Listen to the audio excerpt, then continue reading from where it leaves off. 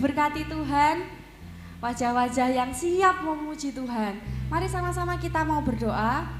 Terima kasih Tuhan untuk pagi ini, terima kasih untuk setiap cuaca yang Tuhan berikan untuk kami. Kami mau semangat memuji Engkau, kami mau menghargai kehadiran-Mu pagi ini. Setiap kita yang siap memuji Tuhan sama-sama katakan amin. Mari kita bangkit berdiri sama-sama.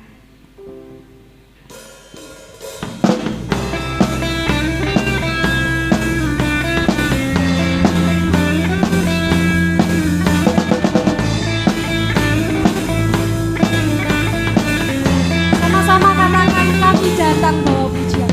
Kami datang bawa pujian, bersama memuji-Mu Tuhan. Satukan suara dan nyanyikan sorak kemenangan. Kami datang bawa pujian. Kami datang bawa pujian, bersama memuji-Mu Tuhan. Satukan suara dan nyanyikan sorak kemenangan.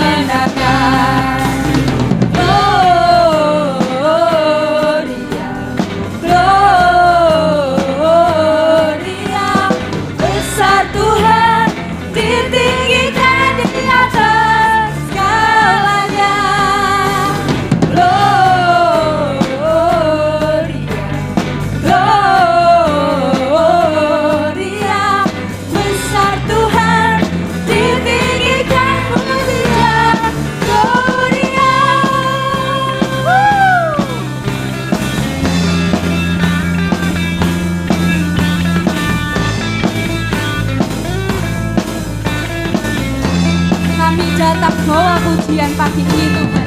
Kami datang bawa pujian, bersama memuji-Mu Tuhan. Satukan suara dan nyanyikan sorak kemenangan. Katakan Gloria, Gloria, Gloria.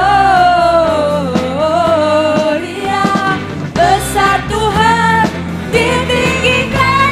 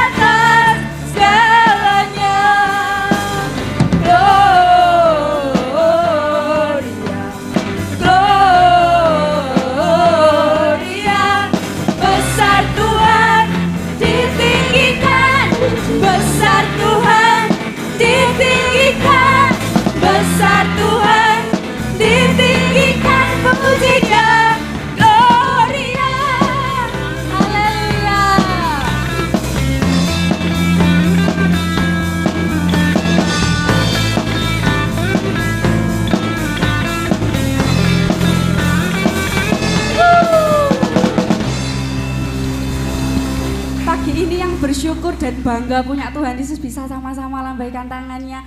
Haleluya. Tas kanan kirinya bilang, ayo yang semangat puji Tuhan. Ayo yang semangat memuji Tuhan. Kita mau angkat satu pujian segala puji syukur.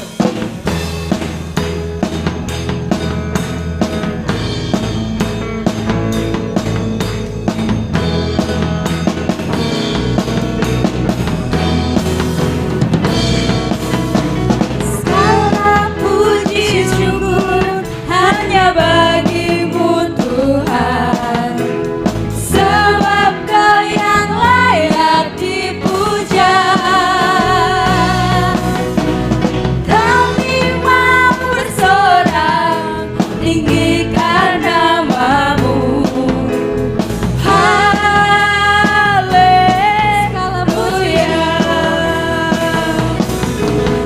Segala puji syukur hanya bagimu Tuhan, sebab Kau yang layak dipuja. Kami mau bersorak tinggikan namamu. Ikuti gerakan saya ya, kita mau memuji Tuhan. Sorak haleluya, soraklah haleluya, soraklah haleluya, haleluya. Hadap tangan sama-sama. Soraklah haleluya, soraklah haleluya,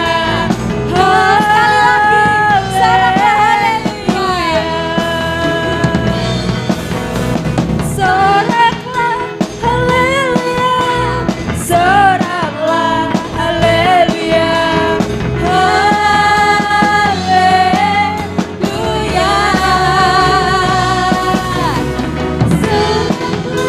haleluya, soraklah haleluya,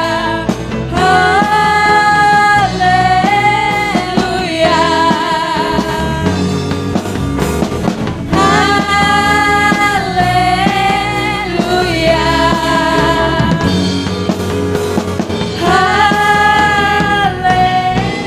haleluya. Berikan kemuliaan untuk Tuhan kita. Mari silakan duduk kembali.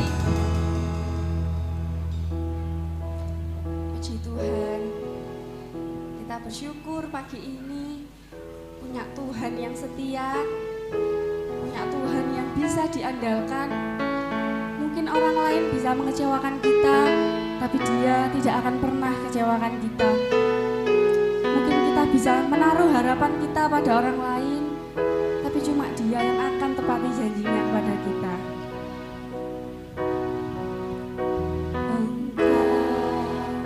Tuhan yang setia, waktumu selalu yang terbaik. Engkau Tuhan sandaranku, dan ku hanya kan berharap padamu. Satu-satunya yang ku andalkan, satu-satunya yang ku percaya. Engkau sumber kekuatan, sumber pengharapan, sumber kedamaian.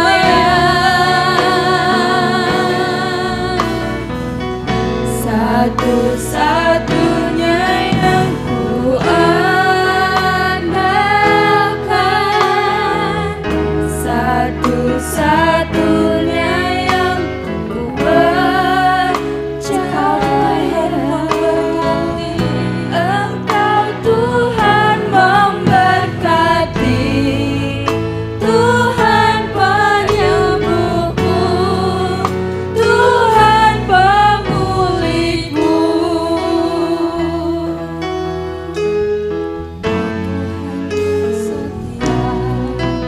Engkau Tuhan yang setia,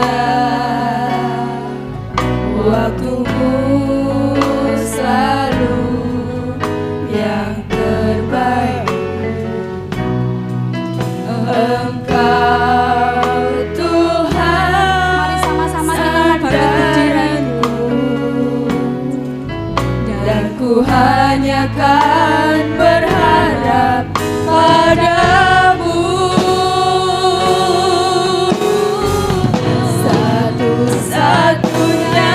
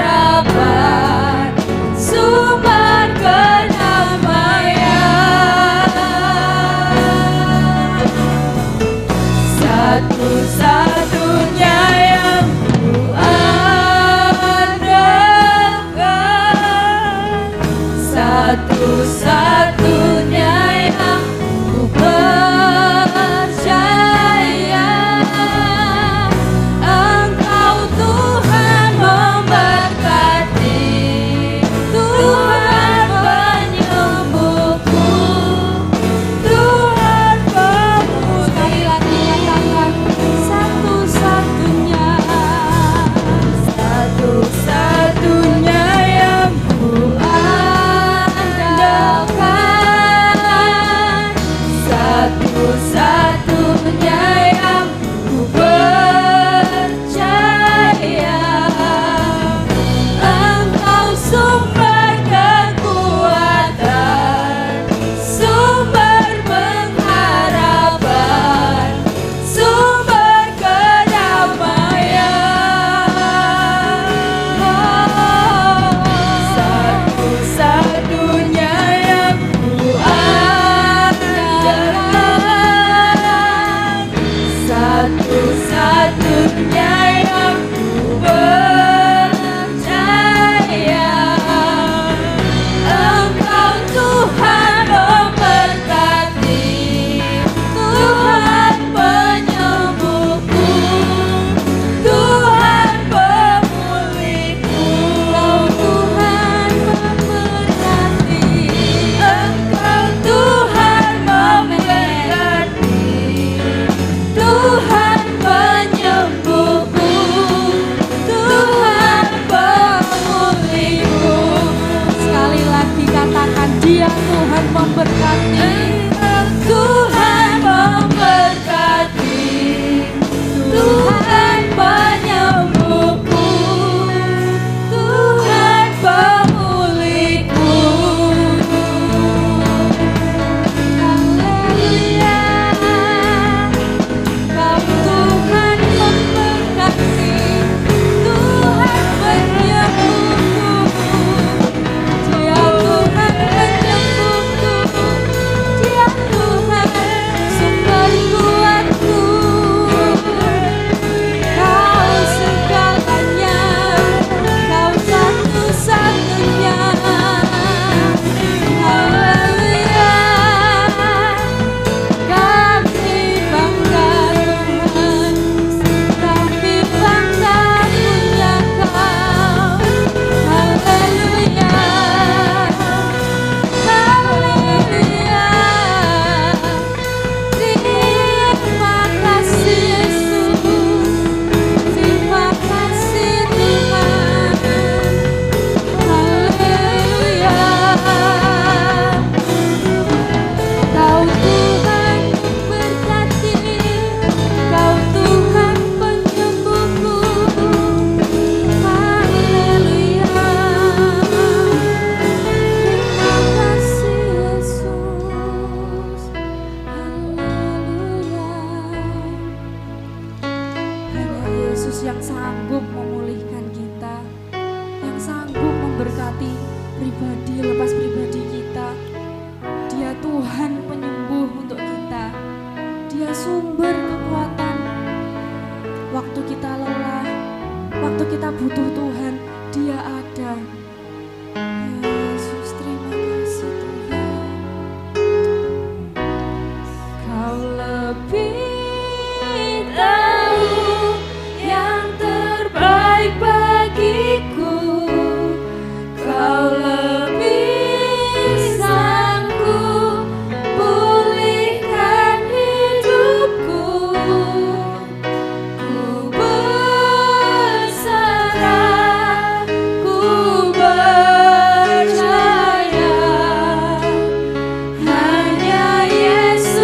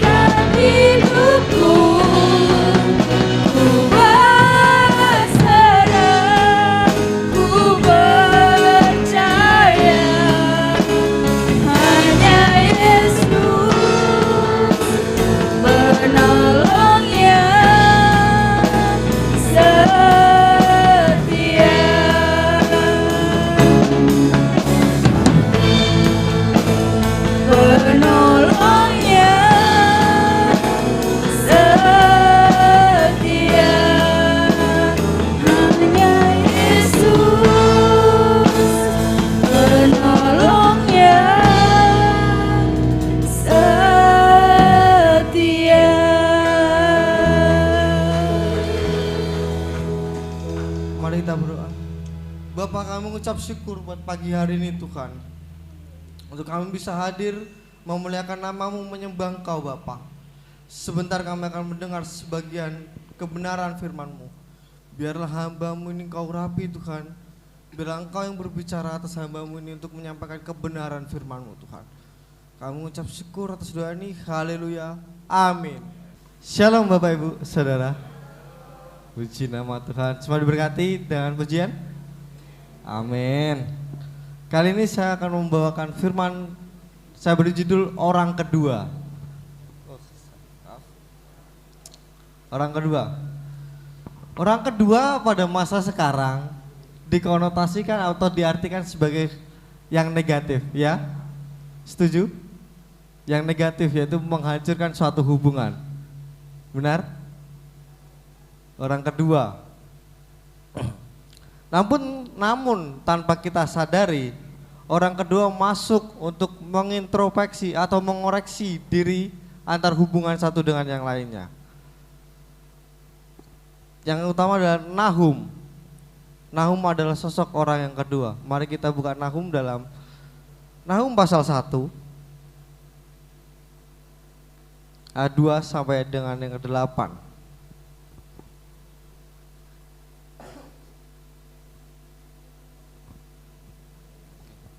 Nahum adalah orang kedua yang diutus Tuhan untuk menegur bangsa Asyur, ibu kota Niniwe. Bangsa yang sudah dipertobatkan oleh Yunus, tetapi kurang lebih 100 tahun kemudian mereka kembali jatuh ke dalam dosa dan mengganggu suatu hubungan antara Allah dengan umat kesayangannya, yaitu bangsa Israel. Dan dengan peristiwa ini bangsa Asyur dibinasakan. Dalam Yesaya 4 ayat Yesaya 14 ayat 24 sampai 25 mengatakan orang Asyur sangat degil. Dikatakan seperti itu, orang Asyur sangat degil. Dia menghancurkan bangsa Israel yang jelas-jelas dikasihi oleh Tuhan. Dan Nahum sebagai orang kedua datang untuk memperingatkan bangsa Asyur, bangsa yang telah dipertobatkan namun kembali menjadi sosok yang degil, yang menghancurkan bangsa umat kesayangan Allah. Dan yang dikatakan oleh Nahum menyatakan murka Allah. Dalam ayat yang kedua, Nahum 2, mari kita baca bersama-sama. 3, 2, 1. Tuhan itu Allah yang cemburu dan pembalas.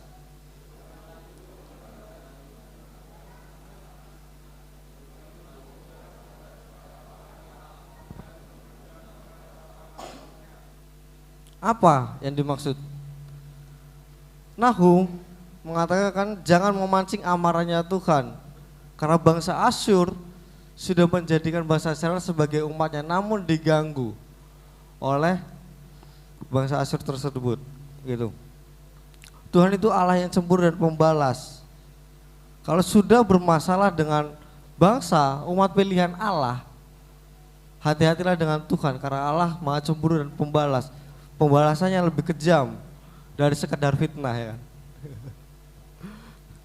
Tuhan itu pembalas dan penuh kehangatan amarah. Tuhan itu pembalas kepada para lawannya dan pendendam kepada para musuhnya. Tuhan itu Allah yang cemburu, Allah yang melakukan segala sesuatunya dengan kekuasaan yang besar. Bangsa apapun tidak akan bisa melawan Allah. Seperti Babel, dia dihancurkan, diturunkan air bah.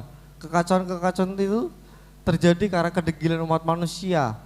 Tuhan menurunkan hal tersebut untuk memperingati bahwa Allah tuh ada untuk kalian, untuk mengasihi kalian, bukan untuk menghancurkan sebenarnya, tapi kalian sendiri, umat manusia sendiri yang ingin membinasakan dirinya sendiri. Sudah diperintahkan untuk memberitakan sebuah hal yang baik, tetapi tidak dilakukan. Itu yang sering terjadi kepada kita umat pilihannya. Apakah diri kita mau menjadi orang kedua dalam hubungan kita dengan Tuhan. Hati kita ingin kepada Tuhan, tapi pikiran kita menolak, kedagingan kita menolak untuk kepada Tuhan. Bangsa Israel menjalin hubungan baik dengan Tuhan, namun bangsa Asyur menjadi orang kedua untuk menghancurkan hubungan antara bangsa Israel dengan Tuhan. Sekarang apakah kita sebagai umat pilihannya ingin menjadi bangsa yang disekasihi atau bangsa yang merusak hubungan antara Allah dengan umat yang dikasihinya? Hati kita, diri kita, manusia ini mau dekat kepada Tuhan, namun pikiran dan kedagingan kita ini mau jauh akan Tuhan. Contohnya, kita mau beribadah nih, hati kita pengen ibadah nih, namun ajakan-ajakan gaib dari pikiran ini nih yang mengacu kita untuk tidak dekat sama Tuhan. Hal-hal buruk yang terjadi dalam pikiran kita ini merusak kita dekat sama Tuhan. Gereja Eklesia ada platform doa pagi setiap pagi 4:30. Dari sekian banyak jemaat, hanya sedikit saja yang datang beribadah. Padahal cuma lihat HP, platform kita ibadah sama-sama. Itu hal yang sangat kecil, bisa dilakukan setiap saat. Mudah sekali, tinggal satu klik saja. Itu menjalin hubungan kita dekat sama Tuhan. Tapi di pikiran kita banyak alasan, oh saya capek, saya apa segala macamnya. Itu yang menegur kita menjadi orang kedua dalam hubungan kita dengan Allah. Apakah kita mau dibinasakan seperti bangsa Asyur yang tidak tahu arahnya kemana, sudah dipertobatkan namun kembali degil, kembali jahat lagi, kembali menghancurkan sesuatu yang sudah dibangun baik adanya? Bukan seperti itu. Tuhan maunya kita sama-sama dekat sama Tuhan, karena dikatakan jangan memancing amarah. Tuhan itu Allah yang cemburu dan pembalas kepada musuhnya. Apakah kita mau menjadi musuhnya Tuhan? Padahal kita setiap hari sudah beribadah, ataukah ibadah yang sekedar kewajiban kita untuk oh saya anak Kristen, saya orang Kristen, jadi saya harus beribadah di gereja, selesai. Bukan, tapi beribadah dalam menjalin kita, meresponi Allah, karena Allah hadir, umat yang meresponi. Allah sudah hadir, bagaimana kita meresponinya dengan tindakan kita menjadi orang yang dikasihinya, bukan orang yang kedua. Yang kedua, ayat 3 dikatakan, Tuhan itu panjang sabar dan besar kuasanya, tetapi ia tidak sekali-kali membebaskan dari hukuman orang yang bersalah. Ia berjalan dalam puting beliung dan badai, dan awan adalah debu kakinya. Ayat 4 sampai dengan yang ke-6. Ia menghardik laut dan mengeringkannya, dan segala sungai dijadikannya kering, Basan dan Karmel menjadi merana, dan kembang Libanon menjadi layu. Gunung-gunung gemetar terhadap dia, dan bukit mencair, bumi menjadi sunyi sepi di hadapannya dunia serta seluruh penduduknya. Menyatakan sabarnya Tuhan dan kuasanya Tuhan di sini. Tuhan panjang sabar, namun tadi jangan dipancing amarahnya. Kita sebagai umat manusia saja panjang sabar sebenarnya, tapi kadang tertrigger atau ternodai oleh pikiran yang buruk sehingga kita gampang marah. Ya, inilah juga Tuhan seperti itu. Tuhan panjang sabar, tapi kalau kita terus melakukan kesalahan yang sama tanpa berpikir, oh Tuhan sudah mati nih di kayu salib, pengorbanan yang besar, masa kita masih melakukan kesalahan yang sama nih, gitu kan? Masih melakukan kebodohan yang sama, beribadah hanya sekedarnya saja, namun tidak hadir, hatinya tidak hadir menyambut Tuhan, meresponi adanya Tuhan. Panjang sabarnya Tuhan. Tuhan itu pasti sudah besar kuasa, tetapi ia tidak sekali-kali membebaskan dari hukuman orang yang bersalah. Tidak sekali-kali. Tidak ada toleransi di sini. Tuhan menghukum, ya menghukum, salah ya salah, karena itu sebuah keadilan. Memang panjang sabar, namun kesalahan yang dilakukan berkali-kali pasti akan dihukum tanpa terkecuali. Umat pilihan Allah pun dihukum, ditegur. Sampai kapan kita mau ditegur oleh Tuhan? Atau ketika saat kita tidak ada di dunia ini, terus Tuhan berkata, kamu siapa? Yang menyebut nama-namaku Tuhan, tapi kamu siapa? Saya tidak mengenalmu.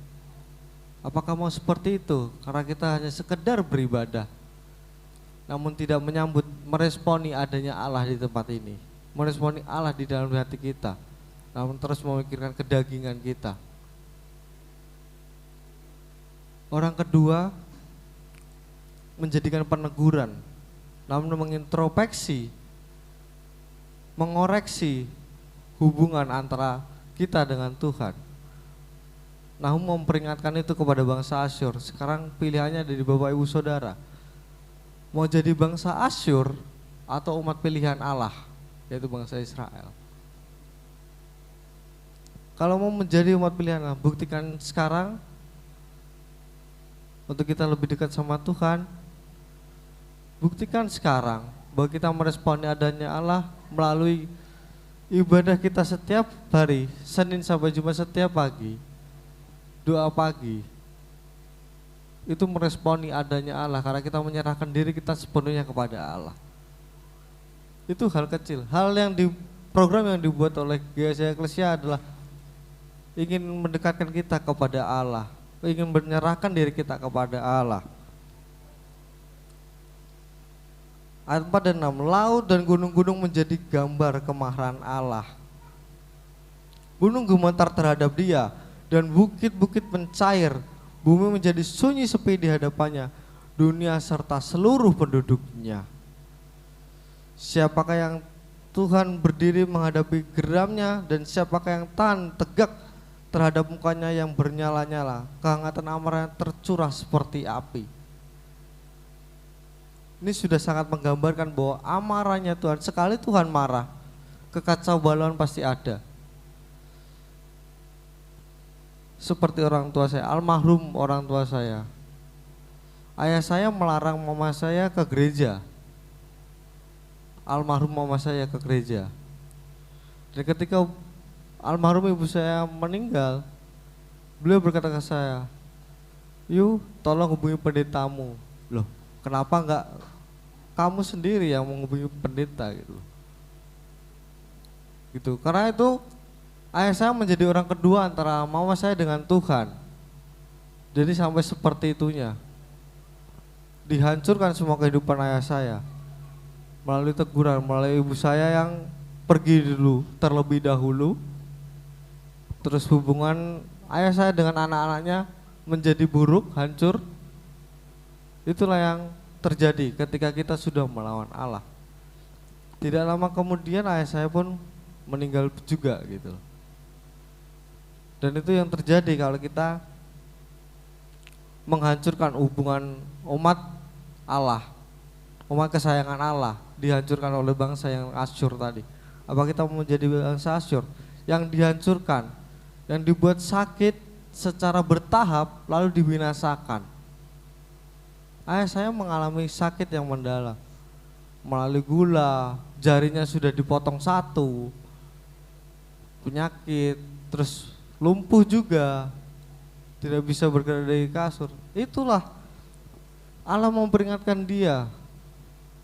Saya sudah melakukan segala yang terbaik untuk ayah saya injili, saya lain sebagainya, saya rawat, tapi Tuhan berkata lain. Ini loh yang diberikan kesakitan karena kau sudah melarang hambaku yang setia ini untuk datang menyembah aku. Dihancurkan perlahan-lahan, namun pasti. Perlahan-lahan, tapi tepat sasaran. Perlahan-lahan, sakit tapi perih gitu kan. Sedikit-sedikit akhirnya wafat juga. Itu yang dilakukan Tuhan. Secara pribadi saya menyaksikan hal tersebut karena saya kebetulan ada waktu itu. 1 tahun saya ditinggal orang yang saya sayangi. Dan itu menegur saya juga untuk jangan sampai saya melakukan seperti tindakan ayah saya terhadap ibu saya, menjauhkan umat pilihannya kepada Tuhan. Karena kuasanya Tuhan lebih kejam dari sekedar pembunuhan manusia biasa. Dilakukan perlahan-lahan dari pekerjaan, dari hal lainnya dulu, dari hubungan antar keluarga dulu, dipecah-pecah-pecah, akhirnya sendiri dan terbinasakan.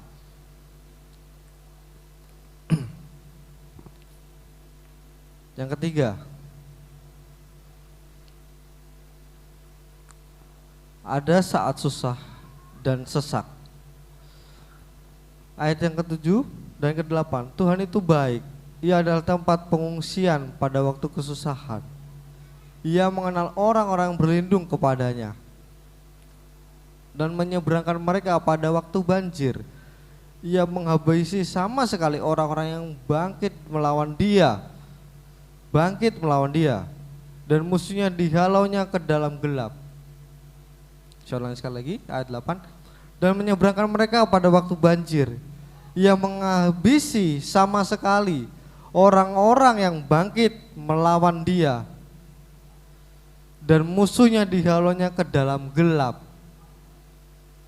Tuhan adalah sandaran dan perlindungan ada saat susah dan sesak, dan melindungi umatnya dari segala yang jahat, seperti Yesus juga hadir untuk menebus umat manusia.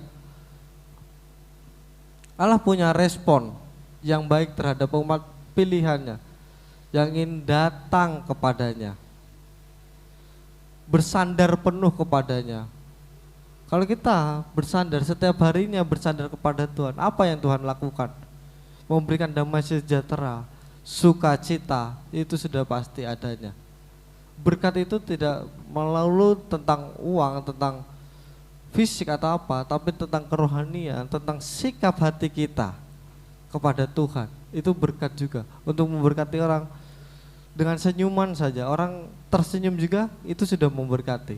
Contoh saya senyum sama Mas Bram gitu, gini saja, nah, pasti Mas Bram juga senyum gitu loh. Kadang mukul sih, tapi keseringan Mas Bram senyum gitu. Kalau kita senyumin, nah Mas Bram senyum, nah itu akan membawa sukacita. Hal yang baik, berkat yang diberikan Tuhan itu baik melalui hal kecil. Hal-hal seperti itu yang sering kita abaikan, mendasari perjalanan kita setiap hari langkah demi langkah dengan Tuhan. Kadang kita pagi-pagi bangun sudah pegang HP, terus ke-trigger dengan adanya hal-hal hoax, jadi emosi diri kita kebawa ke seluruhnya, hubungan kita, keseharian kita. Nah, coba kita pagi-pagi dengerin firman Tuhan, memuji Tuhan pagi-pagi. Pasti bangun pagi itu lebih seger, lebih fresh untuk menjalani. Keluar kamar itu langsung shalom, selamat pagi gitu kan. Bagaimana kabarnya gitu kan. Pasti seperti itu. Pasti itu.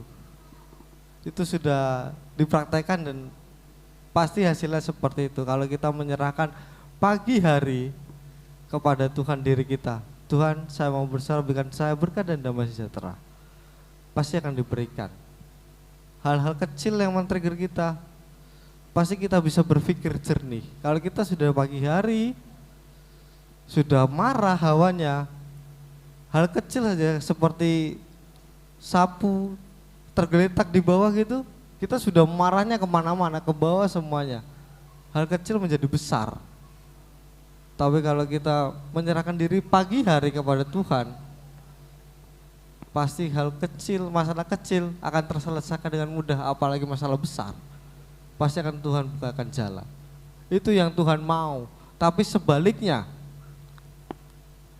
kalau kita melawan Tuhan, menurut kehendak kita pribadi, Tuhan akan menghabisi sama sekali orang-orang yang bangkit melawan Dia, melawan musuhnya, dihalaunya ke dalam gelap.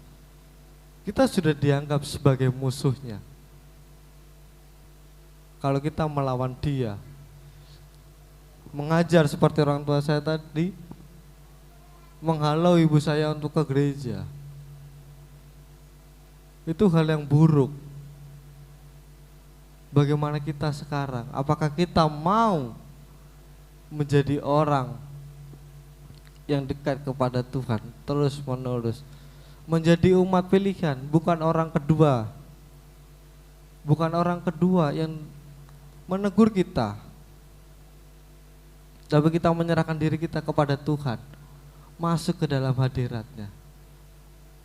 Biar Tuhan ketika di sana Tuhan berkata, ini engkaulah umat pilihanku, ini engkau yang selama ini kutunggu. Tuhan sudah menyediakan tempat untuk kita. Bagaimana kita meresponi adanya Tuhan sekarang. Tempat ini juga sudah disediakan Tuhan untuk kita datang beribadah dengan penuh kesungguhan, bukan sekedar kewajiban saya minggu datang selesai. Bukan saya minggu datang hanya sekedar pelayanan selesai. Bukan untuk itu. Tapi tempat ini disediakan untuk kita bisa bernaung dalam kitab Hagai. Bait Tuhan dibangun untuk menjadi pusat peribadahan, untuk menyambut adanya Allah dengan umatnya. Masa kita sudah dibangunkan gedung seperti ini, kita hanya datang sekedarnya, tapi tidak meresponi dengan baik adanya Allah kepada kita.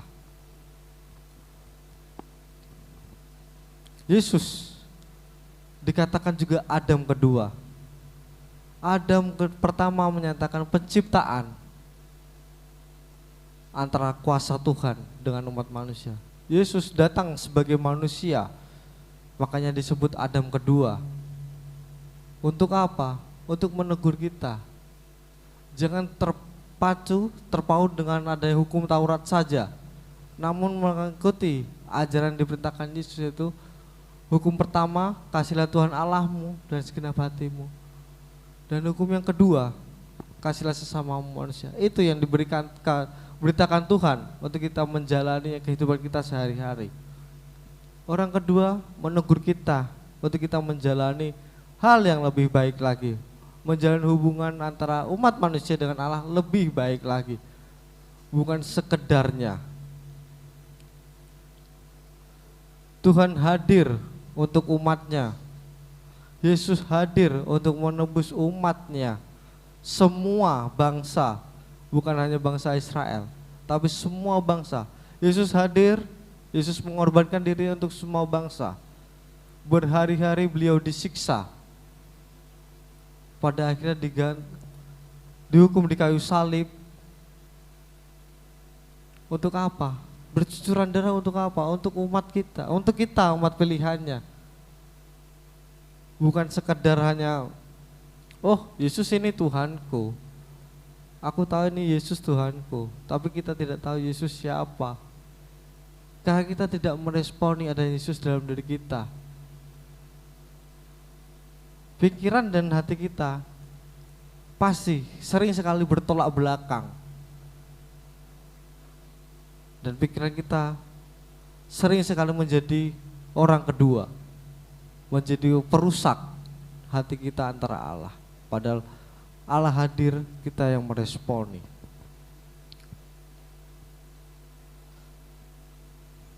Bangsa Asyur yang terus membuat duka Allah hingga menimbulkan kebinasan untuk kita. Apakah kita masih mau seperti bangsa Asyur yang menjadi orang kedua? Biar kita sejalan dengan apa yang Tuhan perintahkan. Kalau belum bisa sekarang, mari kita mulai dengan aturan yang ada di tempat kita tinggal. Setiap aturan, saya tinggal di kampus, saya harus mengikuti aturan yang ada di kampus, di asrama. Kalau kita tinggal di gereja ini, ikuti aturan gereja.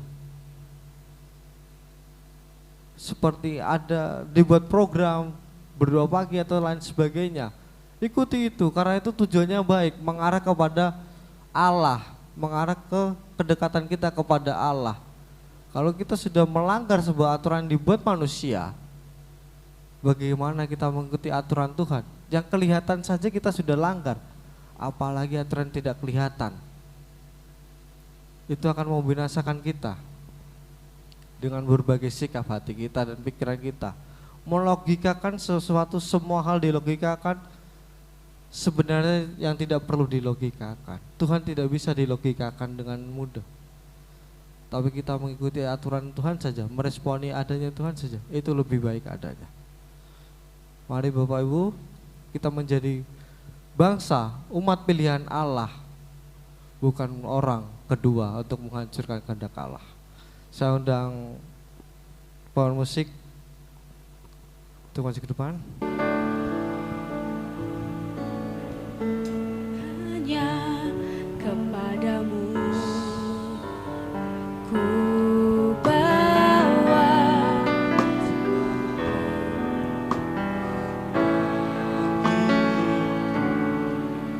persembahan yang hidup dan yang berkenan kepadamu karena kasih-Mu Kau memilihku. Kini ku datang kepadamu, penuhi panggilan-Mu. Kita mulai dari awal, hanya kepadamu. Kepadamu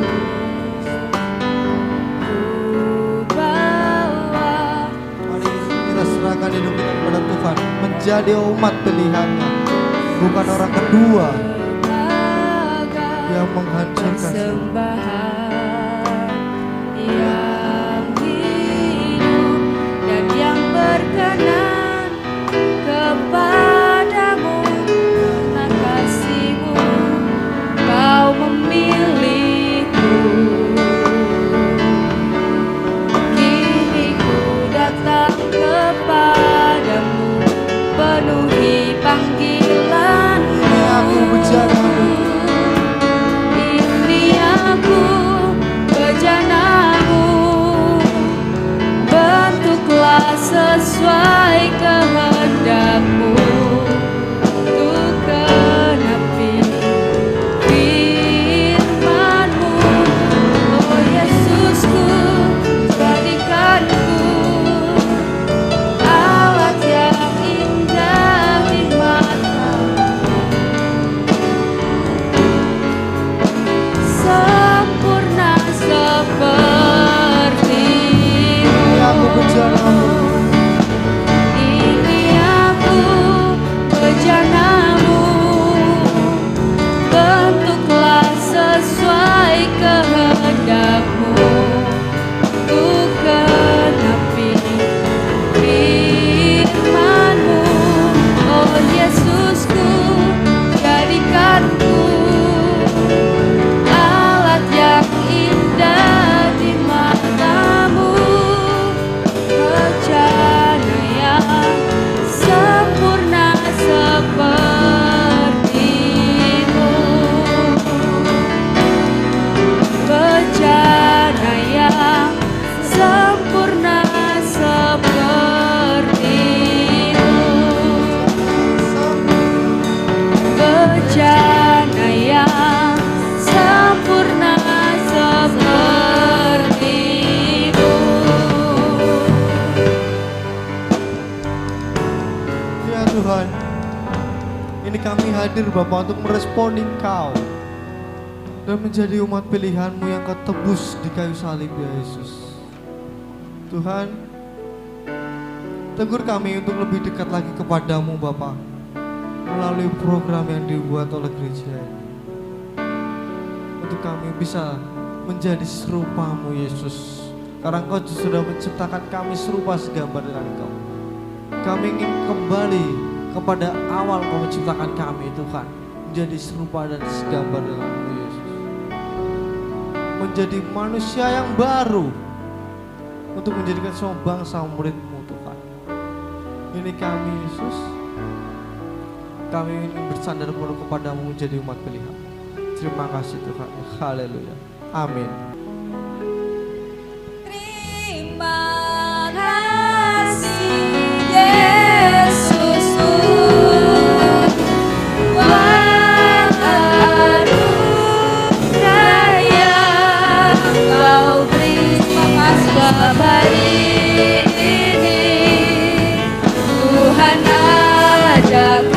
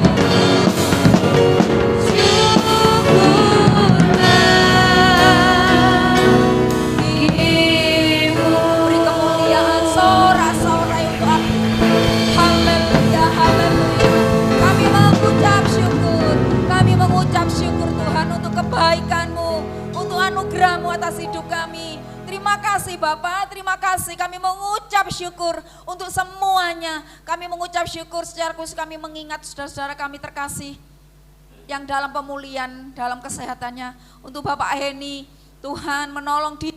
Kiranya kasih sayang-Mu tetap tinggal dalam hidupnya. Proses kesembuhan Tuhan terus nyatakan. Lewat sakit penyakit yang Tuhan izinkan, kami rindu Bapak Heni boleh kembali setia mengasihi Tuhan. Terima kasih pula untuk anak Jordi Tuhan yang kemarin mengalami retak tulang. Kami berdoa bersatu hati pagi hari ini di dalam nama Yesus. Engkau memulihkan kesehatannya, tulangnya kembali baik dan normal. Anakmu ini kembali bisa beraktivitas.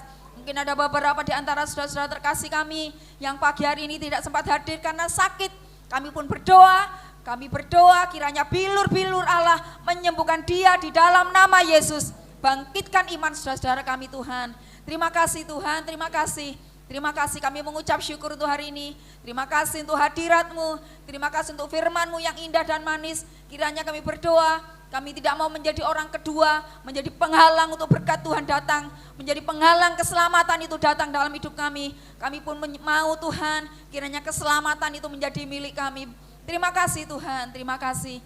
Mari saudara terkasih, kita akan pulang bersama-sama. Kiranya anugerah kebaikan dari Allah Bapa kita, cinta kasih dari Tuhan Yesus, penghiburan, kekuatan dari Roh Kudus akan menyertai hidup kita, membuat berhasil apapun yang kita kerjakan mulai hari ini sampai selama-lamanya. Mari katakan bersama-sama, amin. Tuhan memberkati kita semuanya.